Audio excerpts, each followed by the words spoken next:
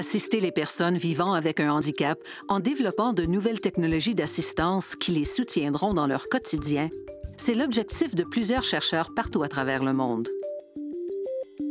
Fairplay présente, en collaboration avec Ami Télé,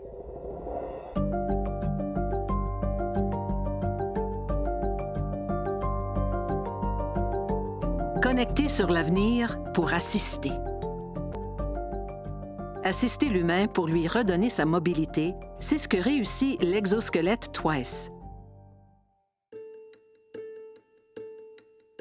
En Suisse, à l'École polytechnique fédérale de Lausanne, l'EPFL, on a créé un exosquelette motorisé, léger, facile à utiliser, qui assiste les personnes paralysées dans leurs mouvements pour leur permettre de marcher, monter et descendre des escaliers et même faire du ski de fond. Cet exosquelette, c'est le Twice. C'est un squelette finalement qui va se mettre en parallèle de la jambe humaine.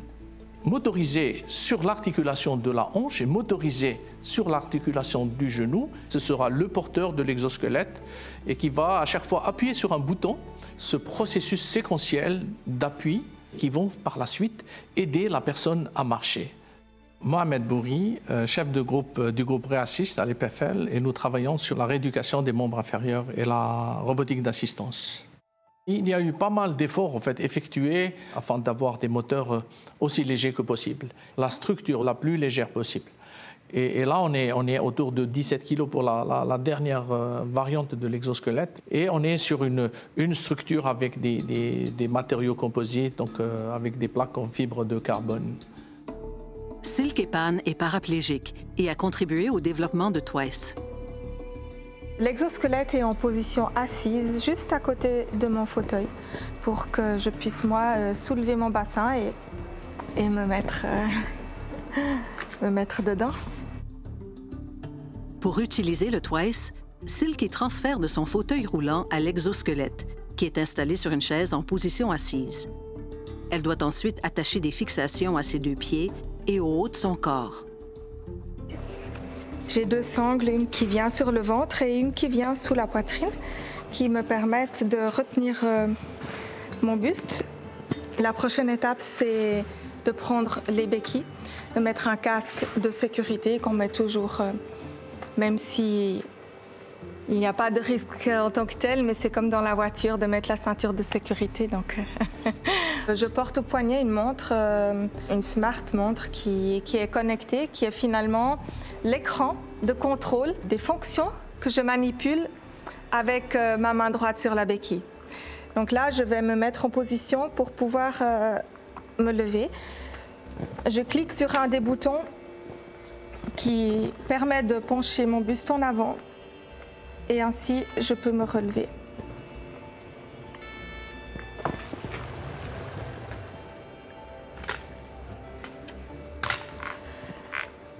Et voilà. Un pilote comme Silke Pan, qui est atteinte d'une paraplégie complète, c'est-à-dire à peu près depuis le milieu du tronc, elle ne ressent rien. Et depuis le milieu du corps, en fait, elle n'a aucune capacité motrice. Elle ne peut pas bouger ses jambes. Et c'est effectivement l'exosquelette qui, attaché au haut du corps, il maintient en fait le tronc dans sa verticalité. L'exosquelette en fait qui va marcher pour elle et avec elle, contrôlé par elle. Je suis paraplégique depuis l'année 2007. Je suis tombée d'un trapèze, j'étais artiste de cirque, trapéziste. Et je me suis cassée la 10e et 11e vertèbre dorsale, avec une paraplégie complète. Depuis 2016, je participe au développement de cet exosquelette qui a énormément évolué depuis. Les premiers essais que nous avons faits avec cet exosquelette n'avaient encore rien à voir avec ce qu'il est aujourd'hui. Et j'ai eu la chance de pouvoir contribuer à ce développement depuis le début en tant que pilote d'essai, c'est-à-dire que je donnais mes retours, mes ressentis, mes suggestions.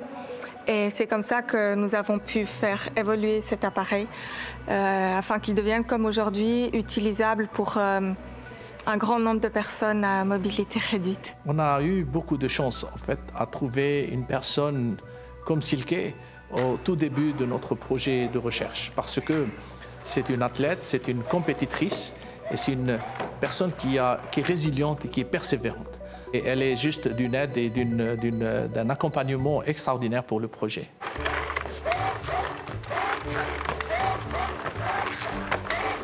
Même si l'exosquelette fonctionne très bien, le protocole d'utilisation exige qu'il y ait toujours une personne qui suit Silke pour sa sécurité.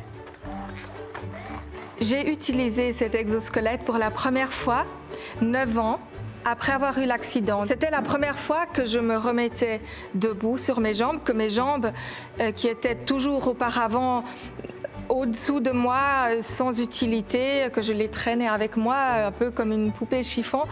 À ce moment-là, elles reprenaient une utilité parce que j'étais debout, je posais sur ses jambes. Et en plus, ce qui était pour moi extraordinaire, c'est que ses jambes se sont mises à bouger. Bien sûr, pas par mes propres nerfs et mes propres muscles, mais c'était la première fois que je revoyais mes jambes qui faisaient un mouvement de marche et c'était une émotion indescriptible, tellement belle, c'était plus qu'un rêve. Ce qui est un avantage de cet exosquelette, c'est qu'il laisse beaucoup de liberté à son utilisateur. L'utilisateur doit être aux commandes de l'appareil et vraiment réfléchir à comment je place mes épaules, combien je mets de tension sur la béquille pour placer mon corps dans la bonne position, où est-ce que je transfère le poids du corps pour pouvoir faire le pas.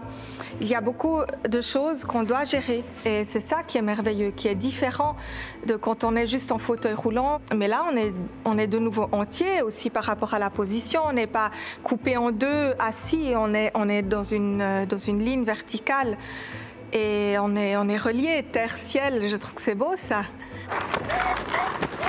Le son, pour moi, c'est un appui.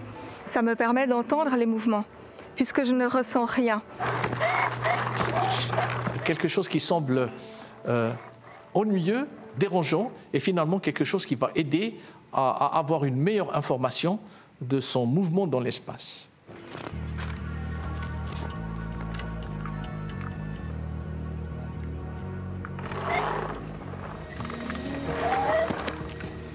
Le Twice permet de marcher sur les terrains plats, mais aussi de monter et descendre les escaliers.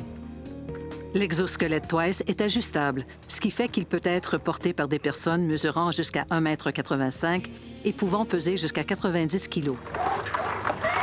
Les moteurs qui permettent d'activer le Twice fonctionnent à l'aide d'une batterie que l'utilisateur porte sur le dos et qui a une autonomie d'environ 3 heures selon le type d'activité. L'exosquelette tel qu'il est à l'EPFL est un projet de recherche. Le projet a été transféré en tant que développement technique à une entreprise, une start-up de l'EPFL et je suis confiant que cette équipe très dynamique puisse le mettre sur le marché bientôt et à un prix qu'il pense être accessible. Les exosquelettes sont en train de se populariser, on en voit de plus en plus et les gens sont intrigués, mais positivement. Il y en a qui posent la question, ce que c'est. Et puis, moi, je pense que dans les prochaines années, on va en voir de plus en plus dans les rues.